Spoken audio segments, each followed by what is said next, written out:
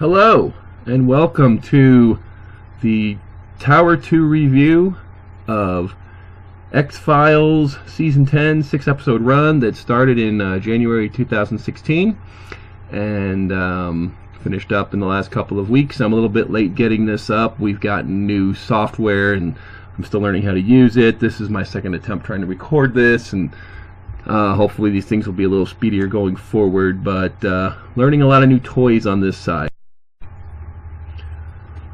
Let's begin with my personal history of the show. I do not consider myself a fan of the X-Files. I'm certainly aware of the X-Files. I grew up, I was an adult actually when the show came out. Certainly a lot of people assumed I was a fan. I wasn't.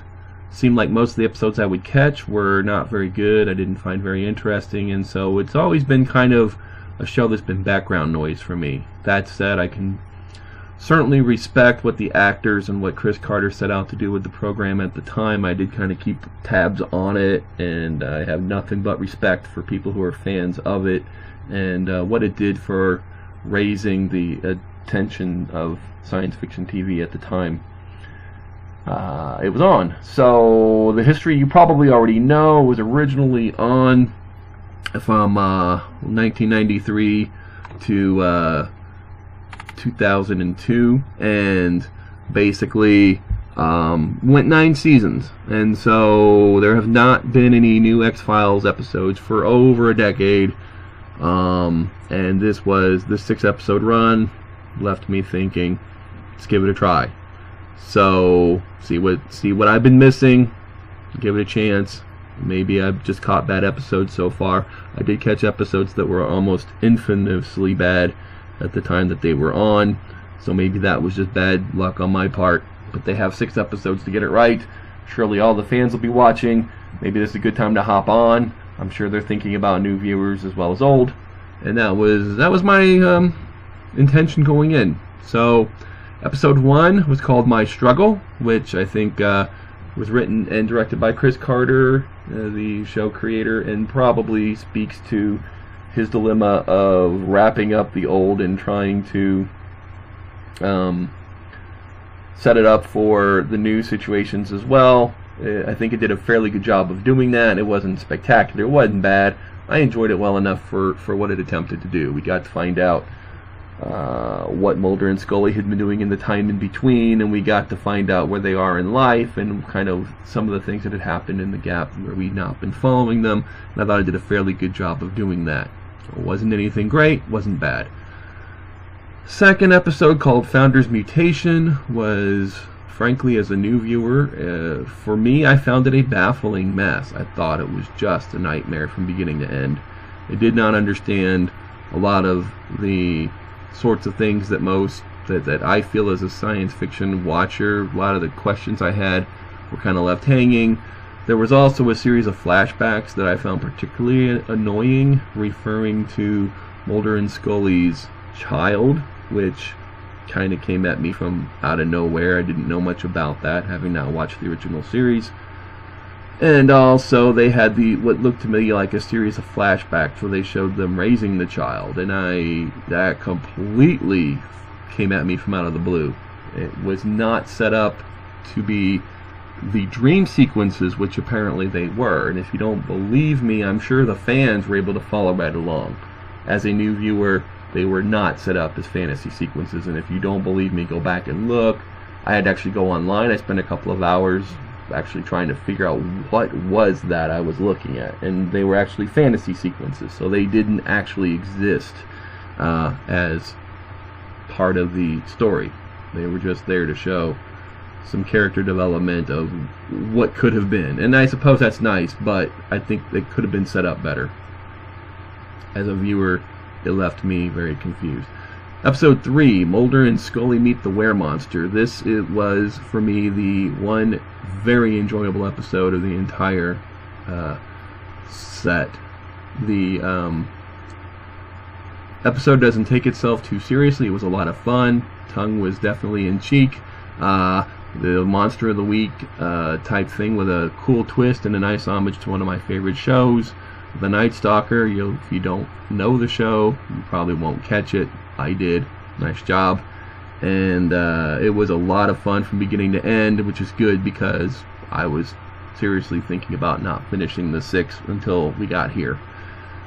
Episode 4, I don't remember, and that probably tells you everything you need to know right there. It just was there. I watched it, and yeah. So, episode 5. I considered this an audition reel for the potential replacements of the stars in case they decide to not come back. There were 2 very obvious new characters injected who are meant to kind of take over should something like that happen.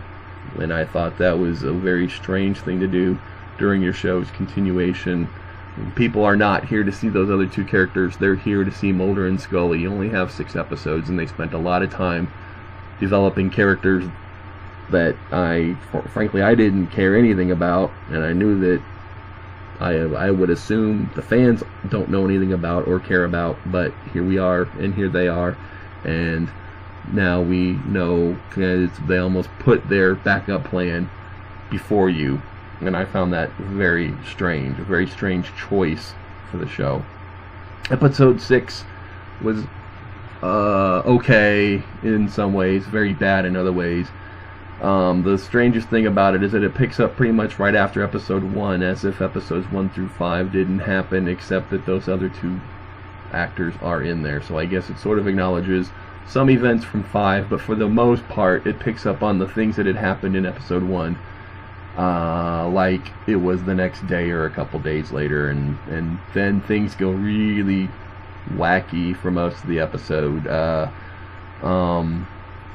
Posted on Facebook the day after I watched it, you can't be serious, because it really goes a little nutsy. And then the most baffling thing for me is it ended on a cliffhanger. They ended the 6-episode set on a cliffhanger, and I mean a really obvious, we are now in the middle of everything kind of a cliffhanger that you just can't ignore. Now I know for a fact that there was no guarantee that this show was coming back after these 6 episodes, so I don't know if he figured, by he I mean Chris Carter, I'll just pick up on it when we come back in a few years because this show always comes back. I don't know. It seemed a very strange way to treat your fan base. I know a lot of people watched reviews or listened to reviews to hear a critic go off on something, and I don't want to do that. The whole thing made me sad, frankly. I felt bad for X-Files fans. I looked at Chris Carter's credits on Internet Movie Database, and I'm confused. His entire career is basically based around the X-Files, and yet these 6 episodes, I cannot believe that they brought their A game. It felt like they were spinning their wheels. It felt like Chris Carter had other things going on, and he was doing this as a contractual obligation. I'm reminded of being a fan of Star Trek. I'm reminded of when Gene Roddenberry would constantly butt into the middle of movie plans that he had no official role on or part in, and yet he would continually submit his ideas. He was that passionate about the future of his characters that he would inject story ideas pretty much unwanted to the crew that had been assigned to take over. Here, the original creator still had control. He brought back a lot of the original writers. They had complete control, and they had 6 episodes to deliver. And you know, in theory, they had over a decade to get this season ready. So I don't understand why every episode wasn't the absolute greatest thing it could possibly be. That's my opinion.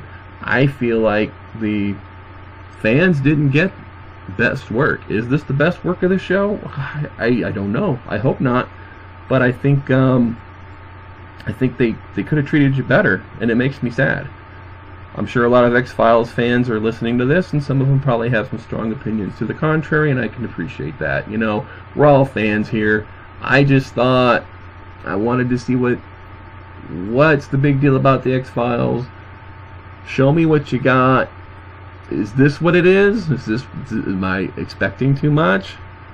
And I want to go on record. I have absolutely no issue with any of the actors involved. I thought Gillian Anderson and David Duchovny brought their A game. They seemed very comfortable in their roles. They seemed very excited to be back. I'm not sure that they had the best material to work with. with the exception of a single episode, nothing here really jumped out for me. So, that's my opinion. Please let me know what you think. I'm sure you will.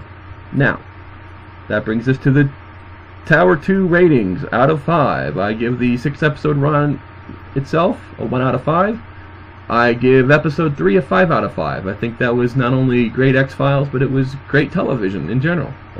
My recommendation is go find Mulder and Scully Meet the Weremonster. Watch that, skip the rest, enjoy that. It's a lot of fun. So, until next time, we'll talk to you later. Bye-bye.